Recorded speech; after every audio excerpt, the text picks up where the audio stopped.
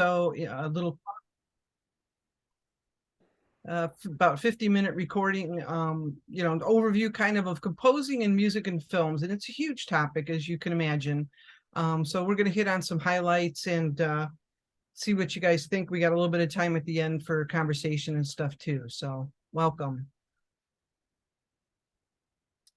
All right, so we're gonna talk about the need for music in films. Where and why did it all start? Who were or are some of the greatest film composers, and what kinds of films are they? And I'm sure many of these will resonate with you. I've got some topics that I've taken out of a really great document that's actually in 3 separate volumes, about 1,000 pages total, called "How Film and TV Music Communicate" by Dr. Morell. He's a professor at Leeds Conservatory in the UK, and you can get a copy of it at this website, academia.edu. So if you have students that are interested, and it's extremely good and extremely thorough, and goes through probably about 100 plus scores and all kinds of details on them and background. It's very, very good. But out of that book, I want to talk a little bit about what is film music and how is it different from regular music, and why and how does film music affect us so much. And then we're going to take a look at one really famous scene and score, Lord of the Rings, a really nice website that does a great, it's a great resource as well, but we're going to go through Lord of the Rings and some of the music in that. And then we'll talk about some of the favorite, we have an open discussion and any other questions you guys have. Okay, so the need for music in films, where and why did it all start? Okay, there's a great quote in that book by Dr. Morell. There never was a silent film. We'd finish a picture, show it in our projection room, and come out shattered. It was awful. Then we'd show it in a theater with a girl down in the pit pounding away at a piano, and it would make all the difference in the world. Without music, there wouldn't have been a film industry at all. And that was Irving Thalberg back in the 1920s. So I want to take a look at a nature documentary trailer by German composer Christoph Van Hale. He started his own website just recently, and taking composing classes with him right now. And so he did a trailer for a film called Africa, and we're going to go through how does it look with and without music. So let's take a look here.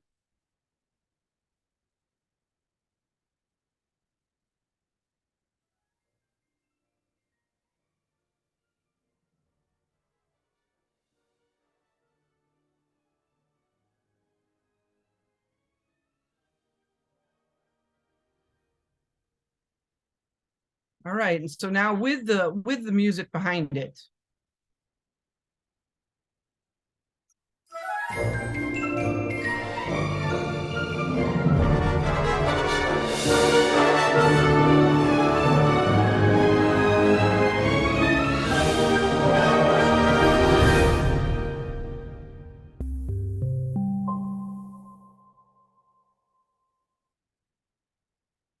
All right, so that is pretty interesting. I wanted to just talk briefly. What are some of your impressions and thoughts, about that? What a difference the music made. Something to really think about. I don't know if I can't switch back to see all you guys, but I don't know. We'll just kind of continue a little bit, and maybe we'll talk about it more at the end. So there are tons and tons of books and websites that talk about the full history of film music, but essentially, music was added to movies to better connect viewers to the action and the emotion of what was happening on the screen. It has evolved from piano and organist accompanying films, that you guys are all familiar with old silent films. Sometimes you'll see that then even, we're talking back in the 20s and the 30s, starting in the 30s, they started to then adapt a lot of existing symphonic scores.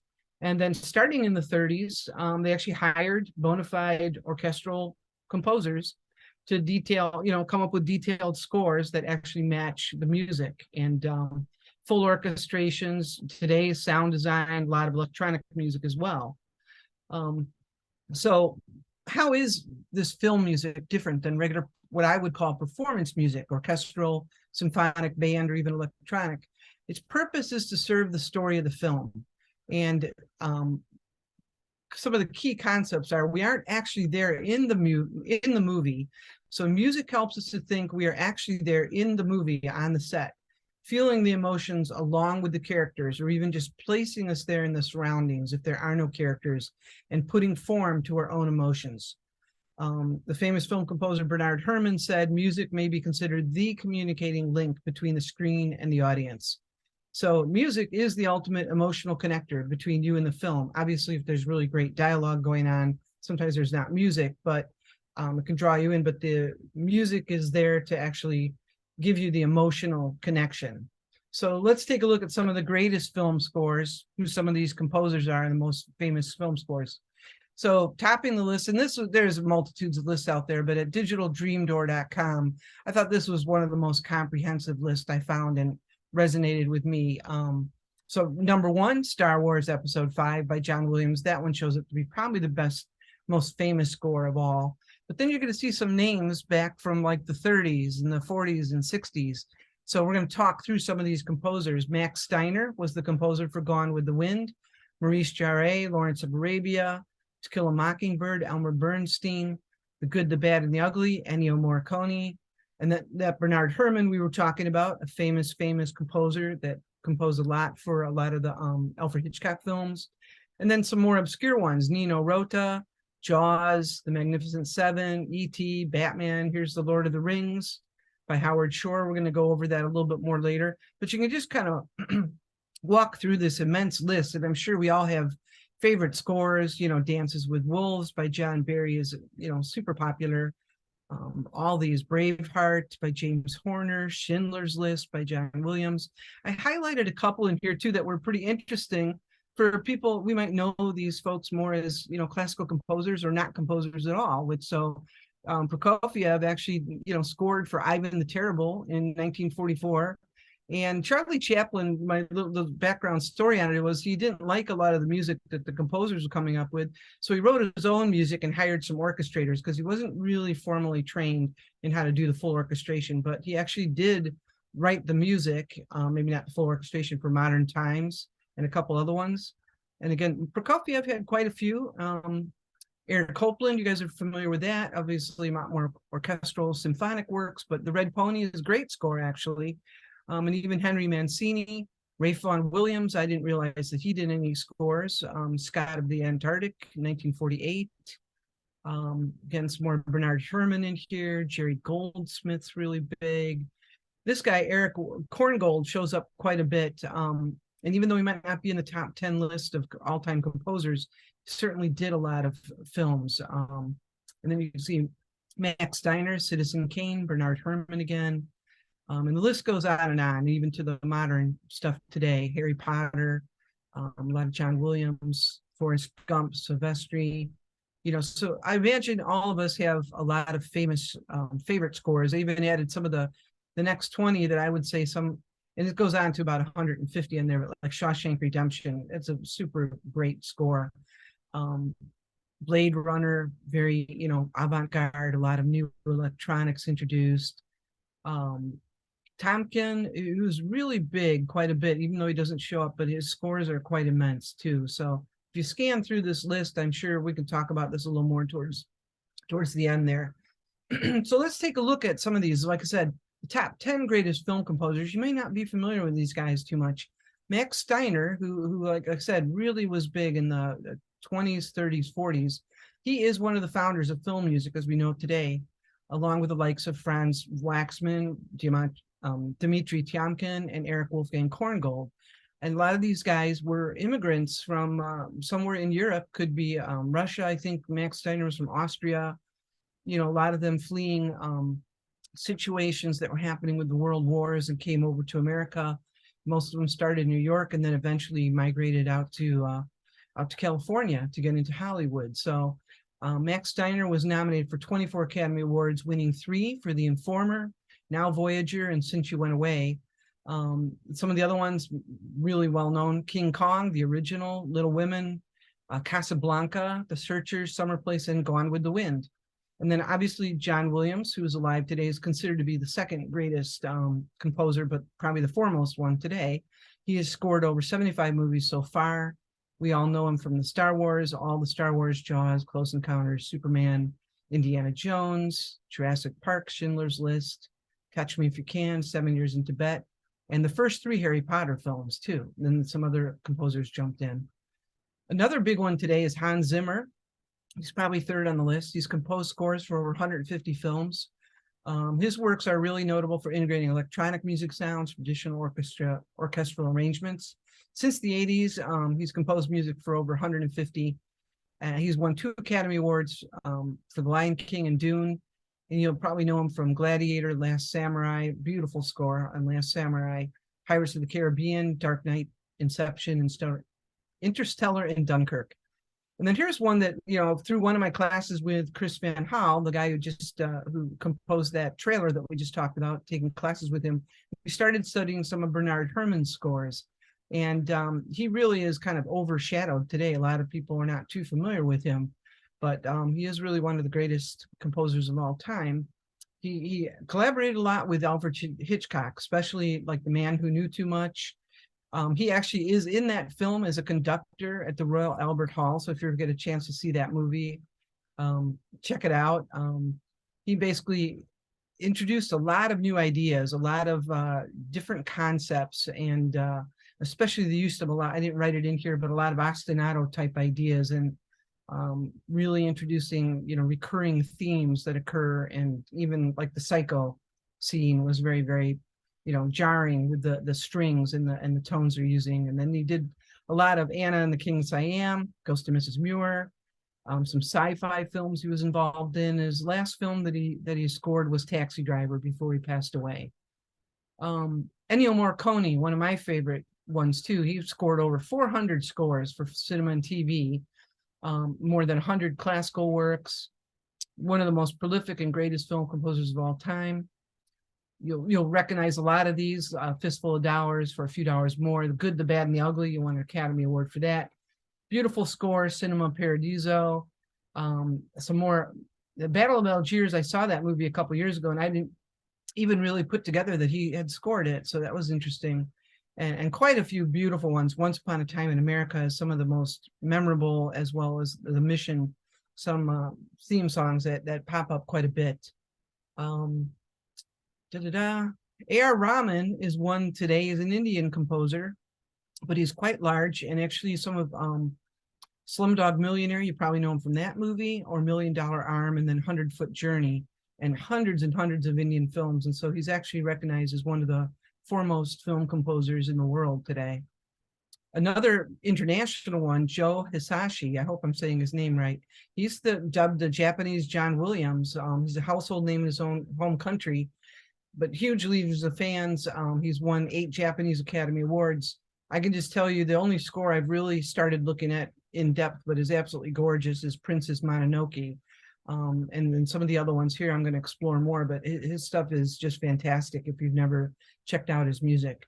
And then John Barry, perhaps Britain's most famous film music expert. He was very, very popular in the 60s, 70s, and 80s. You'll recognize some of his, he won 5 Oscars, Born Free, Out of Africa, Dances with Wolves, and a number of the James Bond films too. And our last 2 of the top 10 greatest film composers, Maurice Jarre. He's the French composer. He won an Oscar for Lawrence of Arabia in 1962. And you'll recognize a lot of his other quite sweeping, very, very emotional, melodramatic scores, but absolutely gorgeous music. Passage to India, Dr. Zhivago, Line of the Desert, Lear of Living Dangerously, and then Dead Poet Society, and Ghost. And then the last one to make the list today is the only woman so far, Rachel Portman. Her music is absolutely fantastic as well. And she won an Oscar in '96 for Emma. And then some of the other scores that are really notable that she's been nominated for is Cider House Rules. If you've seen that film, gorgeous score. Chocolat, very good score. And then some of my favorites by her, Legend of Bagger Vance, some beautiful music in that, and The Lake House. So some interesting notes. Let's see where we're at on time here. We're doing good. Some interesting notes about some of these great film composers. Most of them were or are classically trained composers at universities or conservatories. And I say at least until the last 20 to 30 years or so ago, because even a lot of composers that we didn't talk about there, Danny Elfman, who's really big into a lot of the Tim Burton films and stuff. He wasn't really classically trained as a composer, but he's so popular today. And I would just say kind of learned on his own. And likewise, Hans Zimmer, somewhat formally trained, but not as rigorous as some of those earlier, like the Max Steiners and Bernard Herrmann. Some of the key things that, the idea of using leitmotifs are short recurring motifs and melodies for characters. John Williams does this all the time. Most modern composers do. It was first developed by Wagner in some of his operas, and then used in films, first by Bernard Herrmann, like I talked about. It's widely used today. So it's something I want to leave you with, is as you're watching different films, try to pick up, if it's sweeping ones that, Star Wars is real big. Any films that have multiple films in the series use these quite a bit to develop a theme song for a particular character or a group of people, like the stormtroopers. There's a theme for those guys as well. This was intriguing going in doing a lot of this research. So many of the symphonic composers did work in films. Like we said, Saint-Saëns, he did quite a few, I'd say 4 or 5 films for his. Eric Satie even did one full film score. And then a lot of his Gymnopedia pieces are used in scores today quite a bit. Prokofiev did quite a few scores, I was surprised.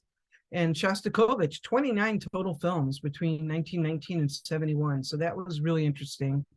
Aaron Copland, who, we're known for quite a few symphonic pieces today, Appalachian Spring, Rodeo. But these scores, I've got some of these on CD and they're absolutely fantastic. My only commentary on all this would be that some of these scores are so good and that they're kind of lost in the background of the film. That's the only downside. But if you ever get a chance just to listen to the soundtrack for even like the Red Pony, it will knock you out. It's really, really good. And obviously Leonard Bernstein, that we all know, he did West Side Story in 61 and On the Town. Even John Carigliano, the Red Violin in 1988, and he's known more for symphonic type work, as well as Philip Glass. He has actually got nearly 40 films. My favorite one's The Truman Show, which I was kind of surprised to find out that was really Philip Glass. But so let's ask ourselves a couple of questions. Have you ever wondered what and how music is working in a film, and what impact does it have on you? Does it have why does it have that impact on you? And is the music primary or secondary to the film? Like we talked about earlier, the giveaway is that it's always secondary to the film, but if you just listen to the score, I think you might be amazed at how top-notch a lot of the scores are. So the role of music in film,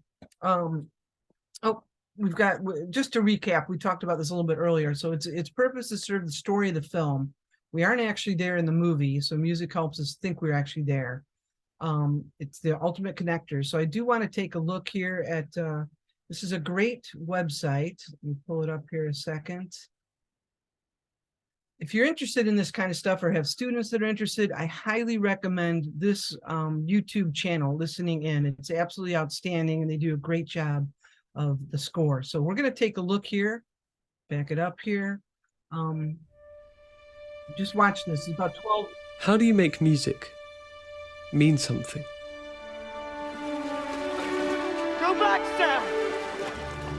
I'm going to Mordor alone. Of course you are! And I'm coming with you! This music is inherently beautiful. With its reaching, spacious string lines, it speaks of something simple but fragmented and desolate.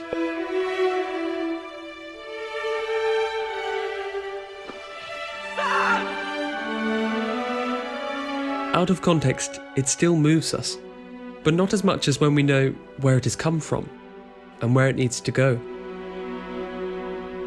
Howard Shore had the daunting task of not only bringing the landscape and cultures of Middle-earth to life, but more significantly, telling a story whose music unfolded gradually over 11 hours of film.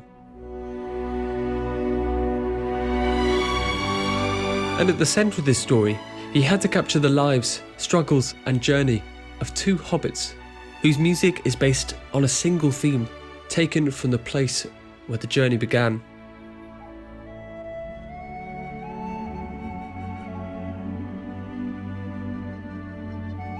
The Shire's music is unassuming. Its placement early in the Fellowship of the Ring, mostly played by solo whistle or clarinet, ties it inextricably to the feeling of comfort and warmth that Frodo associates with home. But it's not intransigent, In fact, the opposite. It will, over the course of the first film, transform into the broken, dejected D major material that we've just heard that accompanies Frodo and Sam's break from the Fellowship. But it will also change into something completely new. And I think in order to understand how and why Shaw does this, and how this makes us care deeply about these characters, we need to go back to the point of transition between a life before the ring and the journey to Mordor, and the life after. The beginning of Frodo and Sam's journey is accompanied by two themes. The Journey There motif, which concludes with plaintive oboe and horn solos,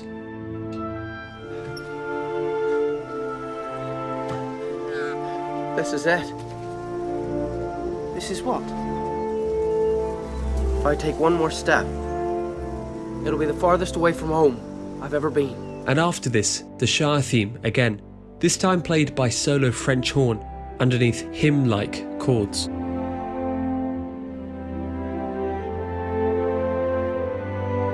Already, even a short distance from home, the innocent and pensive setting of the melody is beginning to fade, replaced by a more confident version, one that's full of the promise, but also darkness, of the adventure that lies ahead.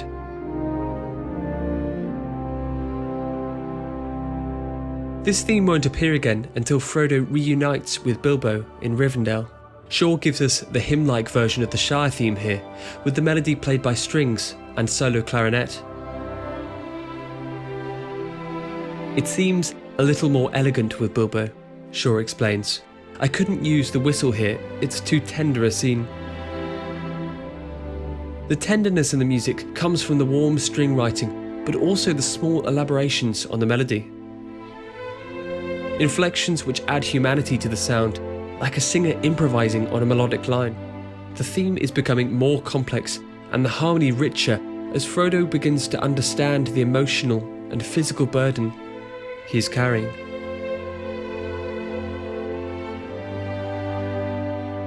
As the Fellowship sets out, we hear an expectant and shimmering version of the Shire melody.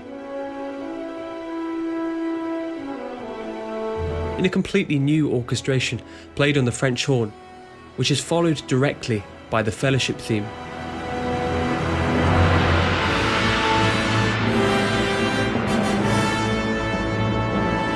This is the beginning of the decline of the Shire's music. Frodo and Sam are associating themselves more strongly with the Fellowship and their quest than with the Shire, and they are also getting further away from home.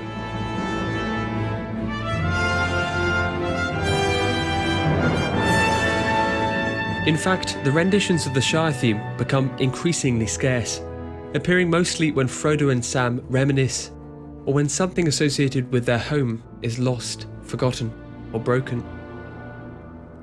At the beginning of the third film, we return to the hobbits as they get closer to Mordor, and hear fragments of a melody played on a clarinet underneath minor modal harmony. All right. We don't have that much left.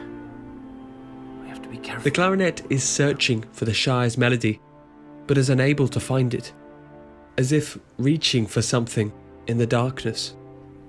There should be enough. For what? The journey home. And on the stairs of Cirith Ungol, the music that was created in the Shire is finally destroyed. You can't help me anymore. You don't mean that. Go home.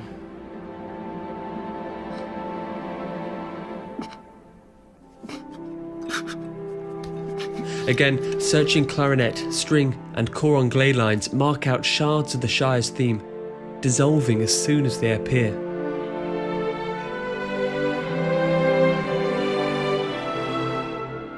The question is, though, what has happened to the Shire's music now? It might appear to have gone completely, but I would argue that one theme, the singular most important theme in Shaw's score for The Return of the King, takes its place. Yes, there's just another path.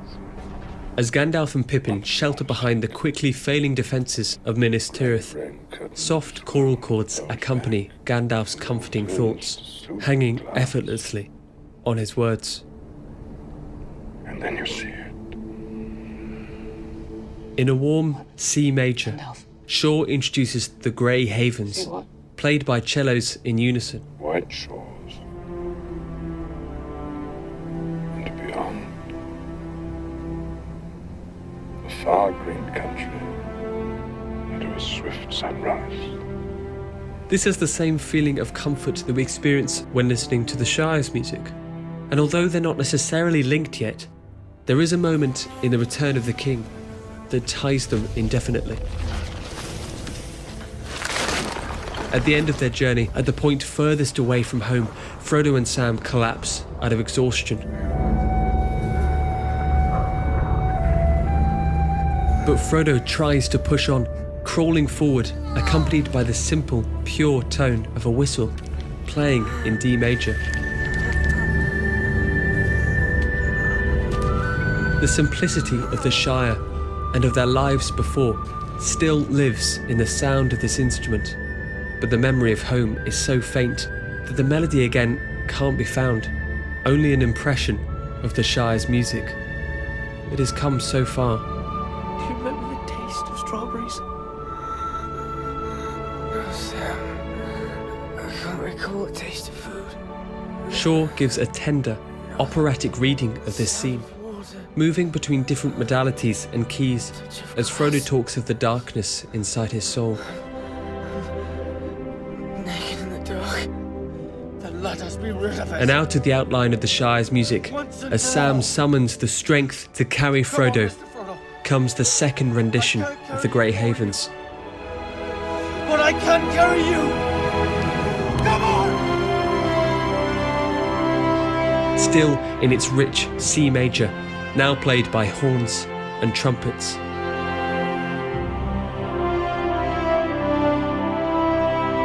Sam knows that this is the end. Frodo is lost, but they still need to complete the journey.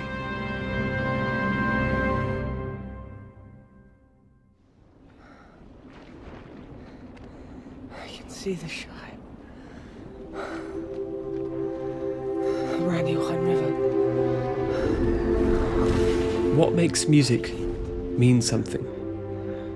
Music, like memories, is associated with times, places, people, something you once had, but now is gone. As Frodo and Sam get further away from home, the Shire's music slowly disappears from the score, replaced instead by music full of sadness. If ever I was to marry someone, it would have been her.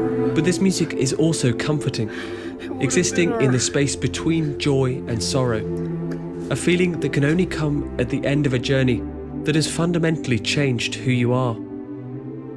Even as Frodo and Sam are saved, and even as they return to the Shire, Frodo knows that if he stays, his wounds will never heal, and the burden he carries will never be lifted.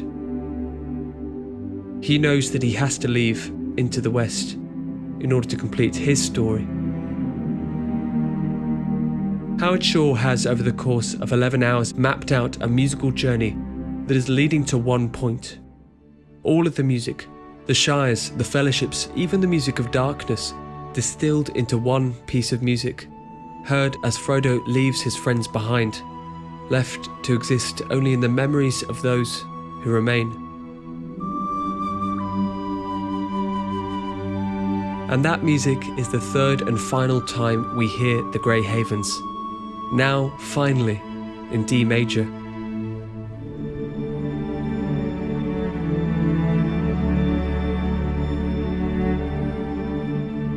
Marking the completion of the D major music of the Shire, transformed into a simple musical line which sings out at the end of all things.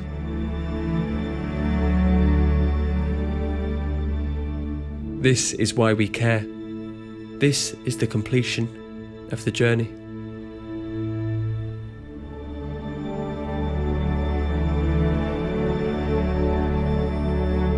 What Howard Shaw has left behind is a musical legacy of unparalleled depth and beauty. His work for The Lord of the Rings can be compared to the operas of Wagner, scores full of melodies and themes that exist to both perfectly serve the story, but that also have a wide-reaching, universal effect on us as emotional beings.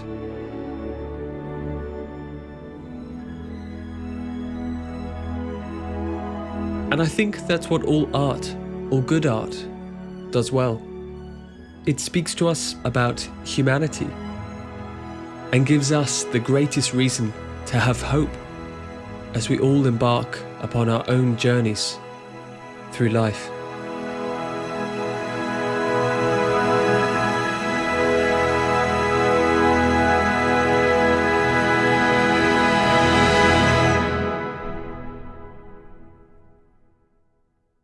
Hi everyone, thank you so much for watching. This has been a huge amount of fun to put together, and I hope you've enjoyed all 3 videos in this Lord of the Rings series. All right, I'll just kind of pause it there. Pretty emotional, great thing. And like I said, if you ever really want to go check, they have a ton of them at ListeningIn. Great to go look at all the scores they have there. All right, so we'll get back here and just kind of start to wrap this up. Let's see here. So what they kind of talked about there, and you kind of heard a wide range. There wasn't too much action right in that ones they were showing there, but if you were to think about music and the emotions it's trying to get, it's usually defined around the emotion the scene is trying to convey and to draw the audience into that emotion. So you can categorize, a wide array of emotions here. Love, the emotion with that's happiness and joy. Sadness is an empty, hollow, sad. Suspense, tension and agitation. There's action can be broken into 2 different types: mid action, high action. So it's excitement and danger. Slow drama, not necessarily melodrama, but it can be intrigue and mystery. Supernatural scenes, wonder, fascination, fear. Think of kind of Avatar. Today they use a lot of those. Magic and fantasy, awe, wonder, and mystery. So it's kind of basically, as you look at this, at horror, scared, frightening, what is the emotion you're trying to create in the listener? In a lot of the adventure films, action, but around people, comedy, funny, lighthearted type music. There's a huge array based on all of our emotions. So the way that a lot of film composers go about approaching this is, depending on what the emotion is, the tempo, the rhythm, the harmony, the melody, counter melodies, and instrumentation, as they were talking about in that film there, in the video, talk about, that's all very key things. There's a number of key tools, that you can use, but it's not formulaic. I don't want to give the impression that it is at all. But let's take a look at some of these here. I've compiled kind of a list of, grab it here, and just kind of show you. This is a course that we take over at Cinematic Composing. Mike's in that. And if you take the I'm a Composer course, by each of these kinds of styles or the emotion you're trying to get, you go work through the instrumentation of what you've got to have generally. What's tempo and rhythm with that? What's the meter? What's the harmony that they're using that resonate well to create that emotion? What are the melody lines? What are you doing with the counter melodies? And then all the details of the orchestration. And you can see that it gets pretty complicated pretty fast. This is just love. Then we go on to here's sadness and how it contrasts with that, different uses of different chord structures, different melodies, lines, different instrumentation, different tempos. And you can see it varies quite a bit, like in suspense. When you get into this, basically harmony is playing a secondary role to the tone and mood of the scene. Move slowly, but you can actually have, quite a bit of different ostinatos going on. They're quite varied. And then mid-action intensity, quite different here. High intensity action, so a lot of like the Bourne films and things like that with a lot of big chase scenes. You can see that there's quite a large variation of what you'd be doing and how you'd be putting it together. This one, none specified, is pretty much the whole orchestra. If there's nothing in there. Magic and fantasy type films, and scenes, what you're trying to create there and what the different instruments are that you're using.